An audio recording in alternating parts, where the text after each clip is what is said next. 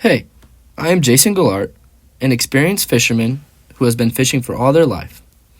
Today, I'm going to be informing you of the significance of credibility and logistics in the fishing world. Have you ever thought about comparing the outdoor sport of fishing to your in-class lecture about rhetoric? Well, I am here today to inform you how planning a fishing trip can even relate to rhetoric. Conducting fishing research while planning a trip can easily be tied into the logistics and credibility side of rhetoric. Whether you are checking the credibility of a fishing report or seeing which fishing spot is hiding the most fish, it all comes back to rhetoric. One way we can tie in the use of rhetoric to the sport of fishing is with the loads of logistics that comes with it. Here is an example of one style of bait, the crankbait, and the varieties that it consists of. Just in this one style of bait alone, there are hundreds of different variations.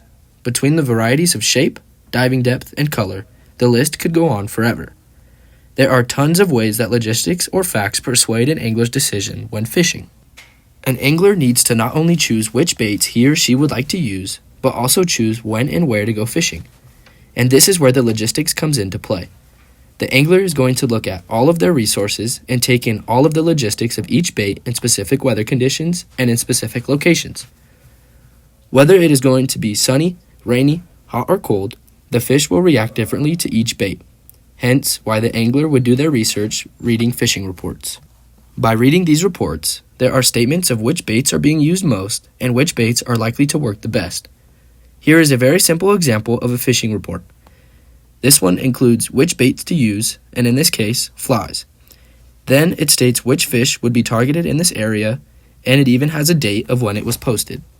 Along with the decisions of baits is the decisions of location to fish. Similarly, the angler would use the logistics from fishing reports, or the number of fish being caught in each location, to determine where to fish. Along with the significance of logistics in fishing is the significance of credibility. In the fishing community, credibility is greatly looked upon. Because of all the modern ways of conducting fishing research, such as YouTube, TikTok, Instagram, etc., it is very easy to gain information from others. But it is whom the information comes from that really persuades the angler's decision. When a famous fisherman comes out with a social media post stating his or her ideas, the fishing community is more likely to listen to and believe what they have to say rather than listening to something I would post. For example, if someone with a large platform, such as YouTube, comes out with a new line of baits, the fishing community is going to instantly trust and believe in those baits more than others. Take into account the Guggen Squad, a group of friends who have all been established on YouTube as experienced fishermen and later joined together to create a brand. Because they are all deemed to be credible fishermen and are able to persuade the fishing community in great numbers, their brand skyrocketed up, selling out of rods, baits, and clothing items all throughout the country. All in all, logistics and credibility play a significant role in the fishing community. These two things persuade anglers and lead to tons of decisions on the water. The logistics give anglers the data of what is going on in the fishing world. For example, what baits are working, when they are working, and where. The credibility plays an even bigger role of persuasion on an angler.